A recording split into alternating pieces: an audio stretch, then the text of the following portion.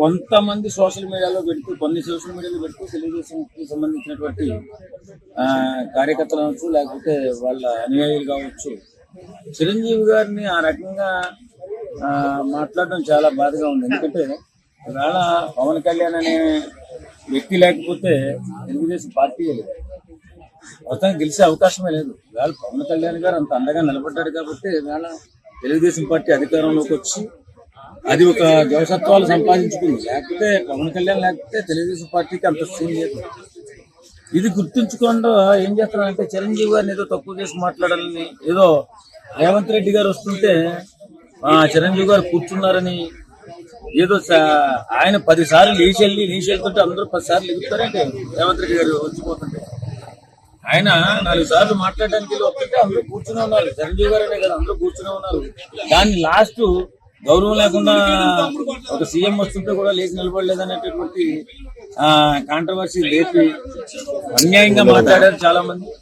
నిజంగా అలాంటి దుర్మార్గమైనటువంటి మాటలు మాట్లాడితే పద్ధతిగా ఉండదు. ఒకసారి పవన్ కళ్యాణ్ గారినన్నా చిరంజీవి గారినన్నా మాకు ఒకటే, పవన్ కళ్యాణ్ గారిని పొగిడి చిరంజీవి గారిని తక్కువ చేసి మాట్లాడని చూస్తే మాత్రం చెప్పు తెగిందాక కొట్టాల్సి వస్తుంది ఎవరికైనా. కానీ అలాంటి నీచ సంస్కృతికి, నీచ సంస్కారానికి మీరు తెరదీయకుండా ఉంటే బాగుంటుంది. లేకపోతే చాలా విపరీత దూరంలో వచ్చి మీ సంగతి మేము కూడా చూడాల్సి వస్తుంది. పవన్ కళ్యాణ్ అభిమానులుగా ఏదేమైనా ఒకసారి గుర్తుంచుకోండి, తమ్ముడిని పొగిడి అన్ననమ్ము తక్కువ చేసి మాట్లాడనేటటువంటి నైజాన్ని కొంచెం తగ్గించండి.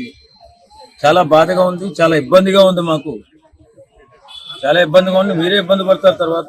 కాబట్టి చిరంజీవి అజాత శత్రువు.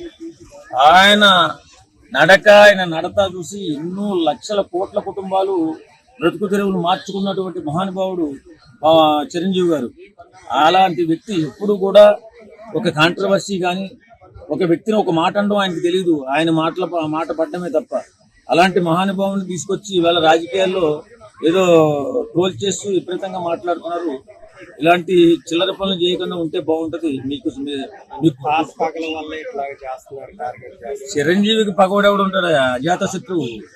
అడిగినప్పుడు ఇంతకుముందు వాళ్ళకి సపోర్ట్ చేయలేదు పొలిటికల్ గా 2004లో కానీ 2009 ఆ భావం వాళ్ళలో ఉండొచ్చునేమో.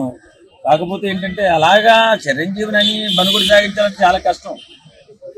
మేము మరీ హెచ్చరిస్తున్నాం. అది తెలుగుదేశం వాడైనా ఇంకొకడైనా మీరు మర్యాదగా చిరంజీవి పట్ల ఎంత గౌరవంగా ఉంటే మీ పట్ల మేము కూడా అంతే గౌరవంగా ఉంటాం. లేదు మేమేదో గొప్ప వేళ ఏరు దాటాం కదా తెప్ప తగలేస్తా ఉంటే తోలు తీసి కింద కూర్చోబెట్టాల్సి వస్తుంది. అది మాత్రం గుర్తుపెట్టుకుని మసిలితే బాగుంటుంది. చిరంజీవి అజాత శత్రువు, అది గుర్తుపెట్టుకుని మాట్లాడండి. ఏడ్చారు, వాళ్ళకి బలం లేకనే 11 వచ్చేది వేళ. వాళ్ళు కాపులను టార్గెట్ చేసి అంత శక్తి సామర్థ్యాలు ఉన్నాయి. కాపు లేకపోతే ఆంధ్రప్రదేశ్ లో రాజకీయం లేదు. ఈ శోధనా కొడుకులు సెల్లురా కొడుకులు డబ్బులు ఉన్నంత మాత్రాల రాజకీయాల్లో వెళ్ళిపోతారేంటి? కాపు బలం ఉంది కాబట్టి ఇవాళ ఎవరైనా అక్కడ రాజ్యాధికారం చేపట్టేది. అది గుర్తుపెట్టుకుని గమనించుకుని గౌరవించుకుంటే బాగుంటది. లేదు కదా మేము ఇలాగ ఉంటామంటే ఏం జరుగుతుందో త్వరలో మీరే చూదురు.